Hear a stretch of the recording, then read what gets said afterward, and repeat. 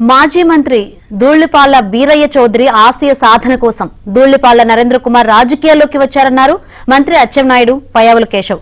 గుంటూరులో పొన్నూరు ఎమ్మెల్యే సంఘం dairy chairman Dhulipalla Narendra Kumar 30 ఏళ్ల రాజకీయ ప్రజా ప్రస్థాన అభినందన సభలో పాల్గొన్నారు. ఆయన జన్మదిన సందర్భంగా కేక్ కట్ చేసి శుభాకాంక్షలు తెలిపారు. మంచి వ్యక్తిగా, కల్మషం లేని నాయకుడిగా నరేంద్ర కుమార్ పేరు పొందారన్నారు. తెలుగుదేశం పార్టీకి ఆయన జీవితాన్ని అంకితం చేశారన్నారు. చౌదరి గారు యాక్సిడెంట్ లో చనిపోయారు. ఈ ప్రాంత ప్రజలు అనుకున్నారు రాజకీయాల్లో వీరయ్య చౌదరి గారు చనిపోయారు, మా పరిస్థితులేంటి, మా బాధలేంటి, మా గోడు ఎవరు వింటారంటే ఆ రోజు చదువుకున్న వ్యక్తిగా ఆయన ఆలోచన వేరే విధంగా ఉంది.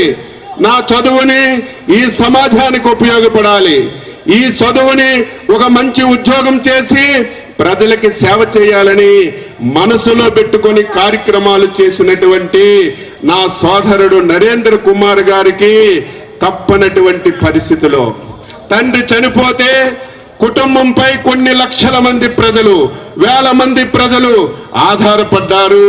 వారు రోడ్డున పడకూడదని 1994లో ఎన్టీ రామారావు గారు పిలుపు మేరకు రాజకీయాల్లో అతి తక్కువ వయసులో వచ్చి శాసనసభ్యుడిగా గెలిచినటువంటి వ్యక్తి ధూళిపాళ్ల నరేంద్ర కుమార్ అని ఈ సందర్భంగా తెలియజేస్తున్నాను.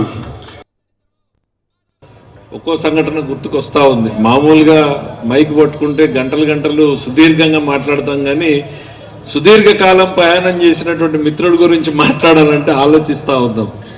ఒక్కటి చెప్పాలనుకుంటున్నా, ఇందాకే ఉమా చెప్పాడు, అసెంబ్లీలో మాట్లాడాలి అంటే మా నరేంద్రే మాట్లాడాలి అని. కానీ ముఖ్యమంత్రి మామూలుగా మేము మాట్లాడితే ఎమ్మెల్యేలు అడ్డుపడడం చూసాం, మంత్రులు అడ్డుకోవడం చూసాం. ప్రతిపక్షంలో మేము మాట్లాడితే అధికారంలో ఉన్న ఎమ్మెల్యేలు అడ్డుపడతారు, అధికార పార్టీ మంత్రులు అడ్డుపడతారు.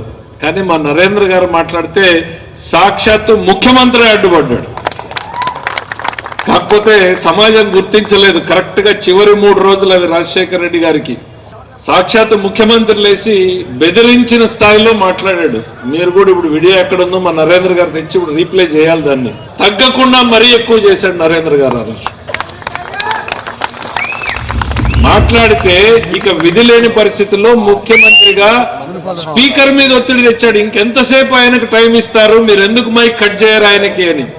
అంటే ఆ రోజు నరేంద్ర గారి వాడి వేడి వాగ్దాటి ఏ స్థాయిలో ఉందనేది మీరు ఊహించుకో.